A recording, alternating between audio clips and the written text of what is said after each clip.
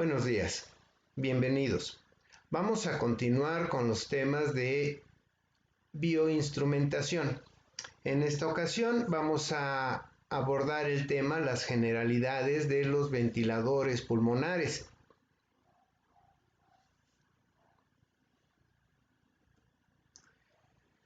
La principal aplicación de la ventilación mecánica es la insuficiencia respiratoria, vamos a llamarle IR, la cual se define en términos de los gases en la sangre arterial, aunque también se han propuesto criterios basados en la mecánica pulmonar.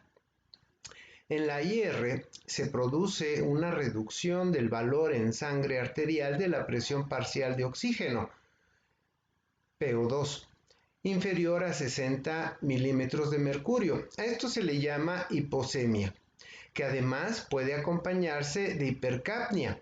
La hipercapnia es un aumento de la presión parcial arterial de dióxido de carbono, igual o mayor a 50 milímetros de mercurio.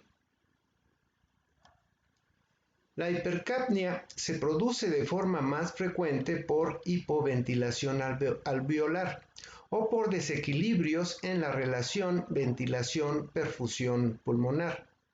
Sus causas son la obstrucción crónica de la vía aérea, sobre todo causado por la enfermedad pulmonar obstructiva crónica, tabaquismo, déficit de actividad muscular y en general procesos que causan restricción de la capacidad respiratoria de tipo crónico, como la cifosis severa, esto es el encorvamiento, redondeo o joroba de la espalda, la fibrosis pulmonar y la obesidad. Por otro lado, la acidosis respiratoria es una afección que ocurre cuando los pulmones no pueden eliminar todo el dióxido de carbono que produce el cuerpo. Esto es la hipercapnia.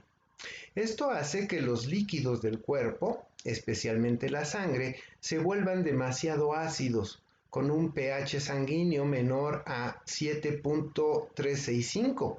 Esto es ya en la región ácida. Asimismo, la hipocapnia, causada por la hiperventilación, puede ser consecuencia de la estimulación del centro respiratorio, por ejemplo, por dolor, excitación, por frío.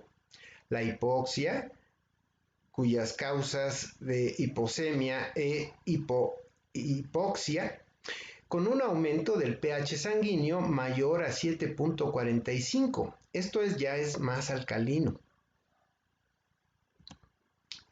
La insuficiencia respiratoria hipercápnica aguda es una situación grave observada en algunos pacientes con síndrome de hipoapneas del sueño. El desarrollo de la IRA en pacientes con SAS se asocia con la presencia de deterioro de la función pulmonar y con el consumo de alcohol y benzodiazepinas, que son medicamentos psicotrópicos. Es decir, actúan sobre el sistema nervioso central, con efectos sedantes, hipnóticos, ansiolíticos, anticonvulsivos, amnésicos y miorrelajantes.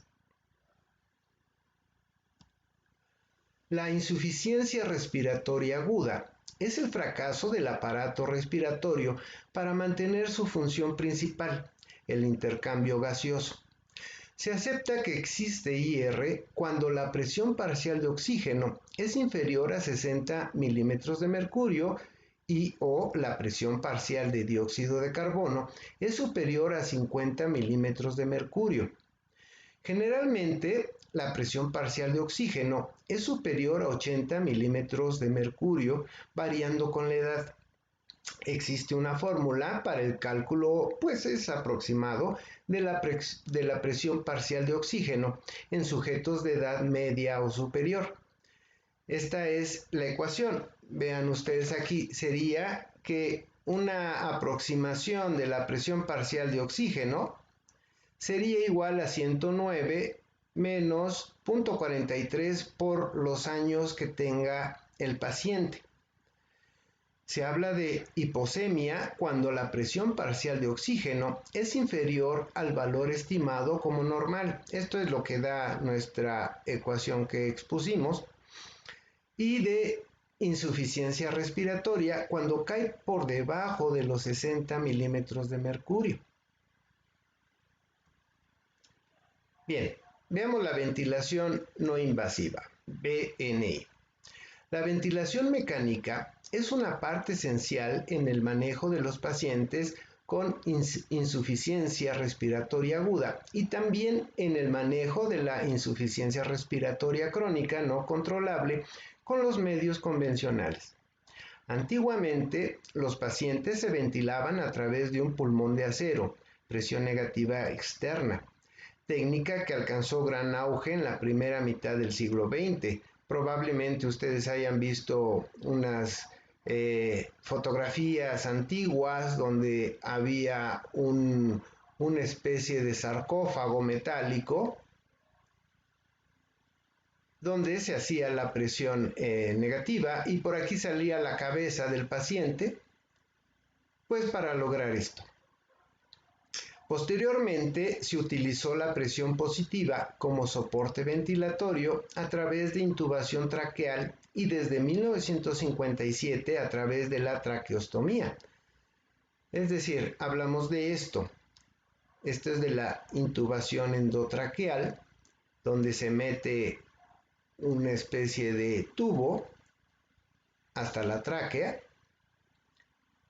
Y esta es la traqueotomía, donde se hace una incisión pues en el cuello, abajo de la barbilla, para poder meter este tubo y dar la ventilación necesaria.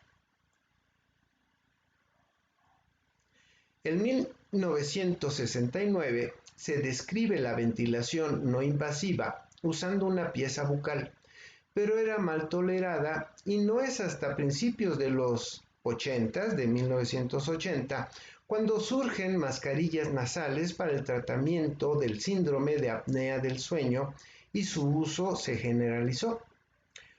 Los modos de ventilación, las mascarillas y los equipos empleados dependerán de la experiencia personal del médico y de la ubicación del paciente, si está en la unidad de cuidados intensivos, en urgencias, en planta, ya en piso, etc. Así como de la respuesta del propio paciente. El uso de la ventilación no invasiva en la insuficiencia respiratoria aguda ha demostrado ser altamente eficaz, reduciendo drásticamente las necesidades de intubación, la estancia media hospitalaria y la morbimortalidad. Esto es, la morbilidad es el índice de personas que padecen la enfermedad en una región y periodo determinado. Por otro lado, la mortalidad es el número de defunciones, también en ese mismo lugar y tiempo, de población y tiempo determinados. Así pues, la morbimortalidad se refiere al conjunto de enfermedades mortales que han afectado a una cantidad de personas en un tiempo y lugar determinados. Ya han de estar más familiarizados con esto, con todos los reportes que nos dan acerca de esta pandemia. Los ventiladores ejercen presión considerada positiva, venciendo las resistencias inspiratorias de las vías aéreas y las fuerzas elásticas de los pulmones y la caja torácica durante la fase inspiratoria. La exhalación se realiza en forma pasiva, permitiendo al paciente liberar el aire inspirado por las propias fuerzas elásticas de la caja torácica. Este proceso se repite cíclicamente, sustituyendo así la respiración natural por una asistida mecánicamente. Vean, aquí tenemos a grandes rasgos, a bloques, que bueno, aquí tendríamos el ventilador.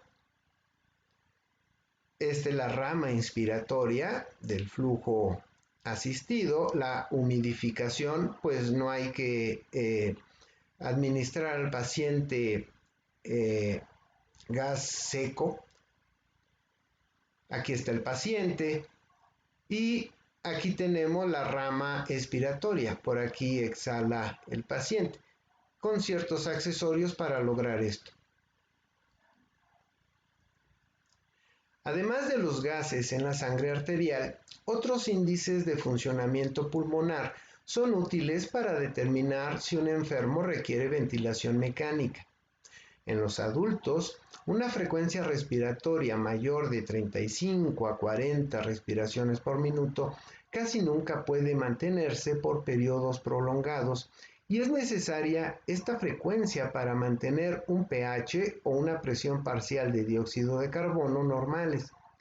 La capiapnea, este es el aumento de la frecuencia respiratoria, constituye una indicación para la ventilación mecánica. Veamos aquí un diagrama general de un ventilador. Vean, aquí tenemos el sistema electrónico, que puede tener uno o más microcontroladores, la pantalla de control de comandos donde se ajustan los parámetros de ventilación, debe de tener una alimentación eléctrica y un respaldo a baterías. También un sistema neumático que es el que va a administrar los gases necesarios a nuestro paciente, ¿verdad?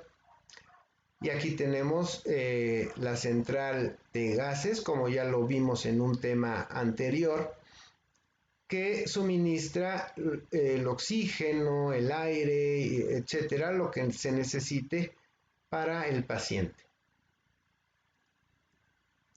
Aquí tenemos ya algo más desglosado. Vean, aquí tenemos, por ejemplo, la entrada de aire del sistema. Tenemos un filtro de partículas y agua, un sensor de presión, una válvula check unidireccional, un regulador de presión, un sensor de flujo, una válvula de control de flujo y se va a otro sensor de flujo. Al mismo tiempo, por otro lado, tenemos la entrada de oxígeno, de ser necesario, con también su filtro de partículas, un sensor de alta presión, una válvula check unidireccional, un regulador de presión, un sensor de flujo y válvula de control de flujo. Aquí se hace la mezcla y tenemos sensor de oxígeno, una válvula de libre respiración, un sensor de presión inspiratoria, otra válvula de alivio de presión, y aquí ya se va a la mascarilla o al tubo que administra el gas al paciente. Cuando el paciente exhala, este aire sale en esta dirección. Y aquí tenemos otra vez un sensor de presión, una válvula expiratoria y otro sensor de flujo, ¿verdad? Y esto ya sale al ambiente. Vamos a hablar de los tipos de ventiladores. Del flujo inspiratorio. Existen básicamente dos tipos de patrones de flujo inspiratorio incorporados en los ventiladores modernos. Este flujo es constante durante el ciclo inspiratorio o varía desde el principio hasta el final del mismo. En general, los ventiladores con flujo constante se denominan generadores de flujo, en tanto que los ventiladores con flujo variable se conocen como generadores de presión. El generador de flujo constante tiene incorporada una alta resistencia interna, de manera que los cambios en la resistencia y en la distensibilidad de las vías respiratorias del enfermo contribuyen en grado relativamente leve a la resistencia total del sistema. El resultado es un patrón de flujo de trazo constante o cuadrangular. Vean, por ejemplo, aquí tenemos el flujo hacia los pulmones. Este diagrama es de flujo. De modo que aquí tenemos la entrada y la salida. arriba del eje horizontal es entrada de aire y abajo del eje es salida. De modo que vean cómo el flujo es constante y ya después se libera para que haya la exhalación del paciente. Con esta misma modalidad, veríamos que la presión se porta de esta forma. La presión va teniendo una rampa ascendente hasta que viene la exhalación del paciente.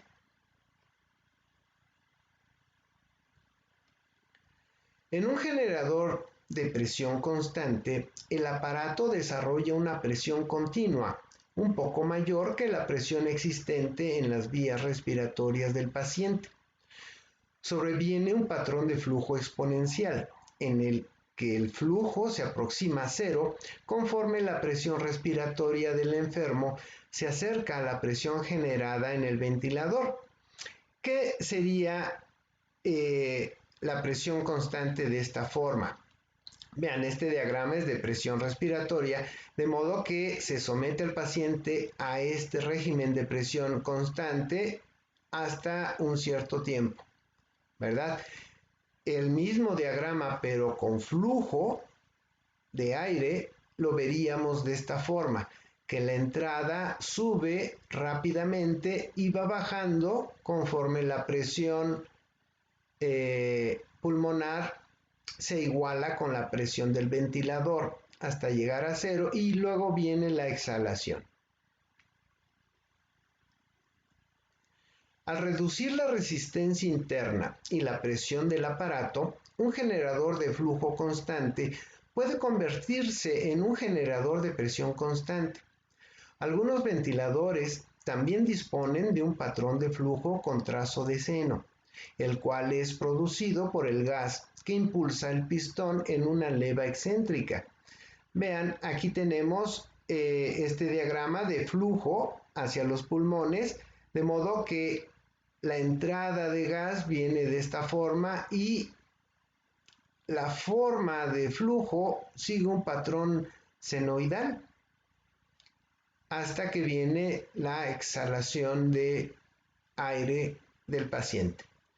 Este mismo modo, viéndolo en su forma de presión respiratoria, la veríamos de esta forma, que la presión sube progresivamente como una parte de una senoide y baja abruptamente.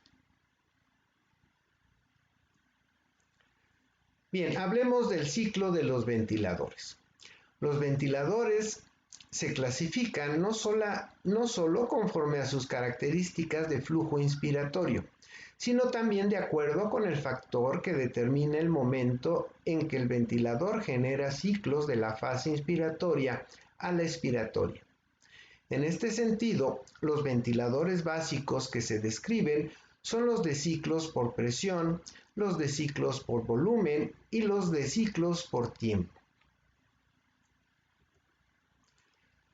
Bien, veamos los de ciclos por presión.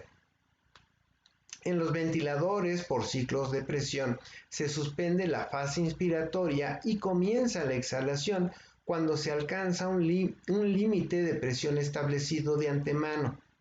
El volumen de ventilación pulmonar se conoce como tidal volume, VT, que recibe el paciente no se establece directamente, sino más bien depende del límite de presión ajustado y de la distensibilidad torácica y pulmonar, así como de la resistencia de sus vías respiratorias. Son menos costosos que los aparatos de ciclos por volumen o por tiempo. Son más compactos y pueden accionarse mediante fuentes de gas comprimido sin necesidad de una fuente de energía eléctrica. Por lo tanto, son adecuados para transportarse en ambulancias. Vean, aquí tenemos un ejemplo de este tipo de ventiladores. Este es un ventilador de transporte modelo T1, que tiene la capacidad de ventilar por volumen y por presión. Los ventiladores por ciclos de volumen. En estos ventiladores se suspende la inspiración y se inicia la exhalación cuando se descarga un volumen de ventilación pulmonar establecido de antemano. El gas suele aplicarse a partir de unos fuelles compresibles. Ofrece una ventaja importante sobre los de ciclos por presión. Descargan un volumen de ventilación pulmonar relativamente constante a pesar de los cambios en la distensibilidad del enfermo. Vean, aquí tenemos otro ejemplo de este tipo de ventiladores por volumen. Este es una marca Vela que puede usarse en pediatría y también con adultos. Esto se debe a que se pierde mayor cantidad de gas ante la expansión de los tubos del ventilador a medida que los pulmones del paciente se tornan más rígidos, a pesar de que se descarga un volumen constante desde los fuelles del ventilador. Casi todos los ventiladores modernos de ciclos por volumen tienen límites de presión secundaria que se ajustan de modo que se suspenda la inspiración cuando la presión de las vías respiratorias sobrepase el límite establecido. Ahora vamos a hablar de los ventiladores de ciclos por tiempo. Estos ventiladores se suspende la inspiración y comienza la exhalación después de transcurrido un tiempo establecido de antemano. El VT que se descarga es determinado por la integral de la curva de flujo de inspiración-tiempo de inspiración. También funcionan como ventiladores limitados por presión cuando se ajustan los límites de la presión secundaria.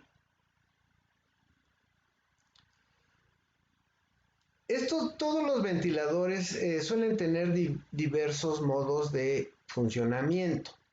Veamos aquí en la imagen A, en esta de aquí, tenemos el modo de ventilación de apoyo a la presión. Que vean como que aquí este diagrama es de la presión respiratoria, este es del flujo. De modo que se puede establecer este flujo constante y vemos cómo cambia la presión respiratoria. Cuando se suspende este flujo, viene la exhalación y la presión cae. En el modo B tenemos la ventilación controlada, que sería el modo B. Vean, aquí tenemos el flujo y la presión. De modo que aquí hay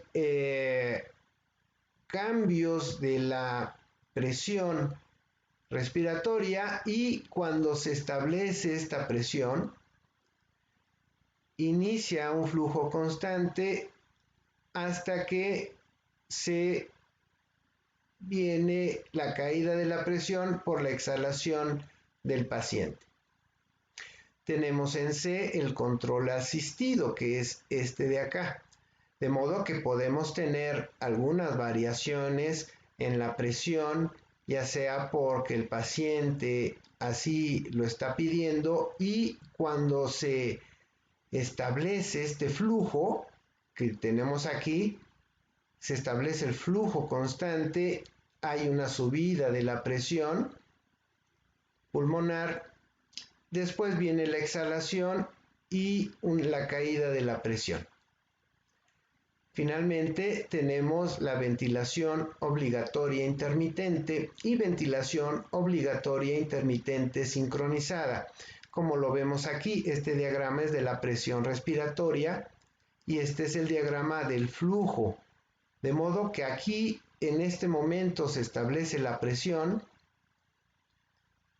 y aquí el flujo sube rápidamente y va disminuyendo porque la presión va encontrando su igualdad con la presión pulmonar hasta que viene la exhalación. Bien, Por ejemplo, en esta imagen vemos un ventilador pediátrico.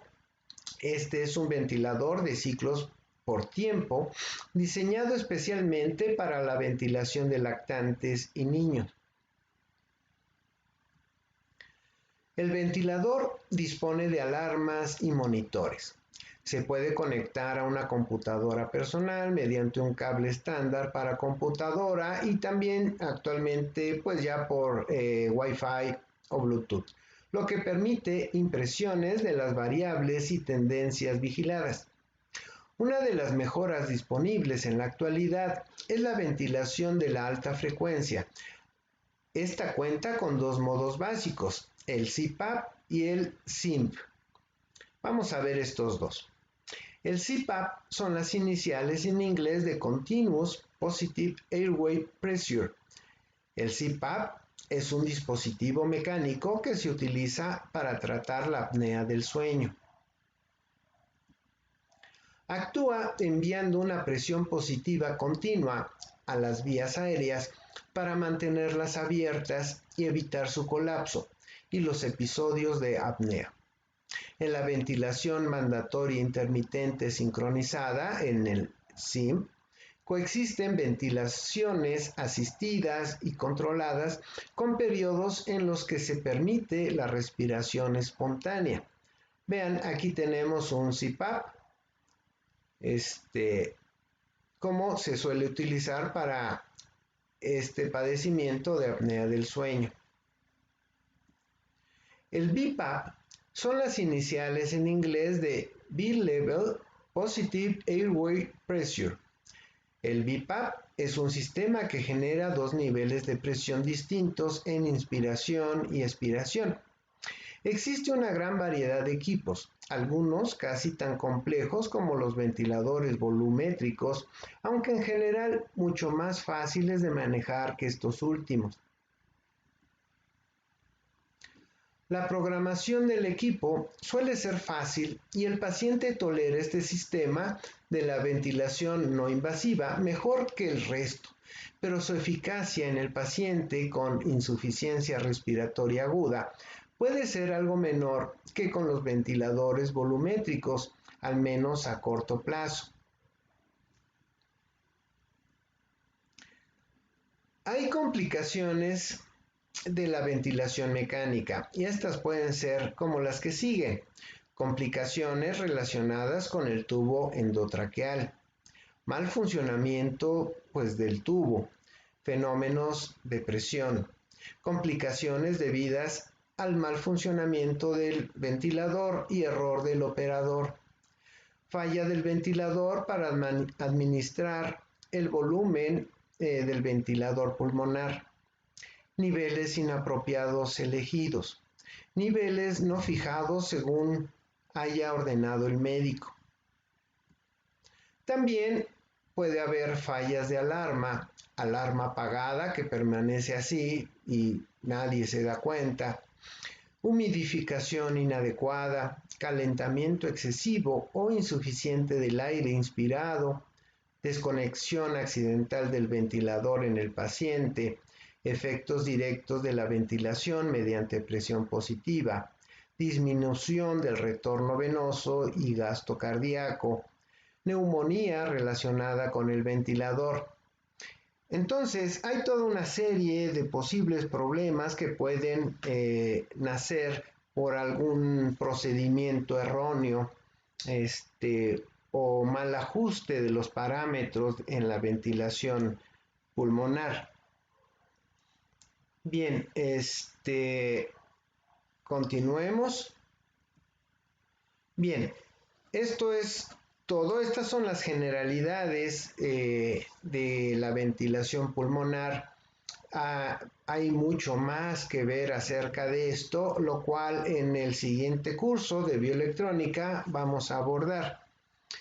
Bien, chicos, les agradezco su atención. Muchas gracias.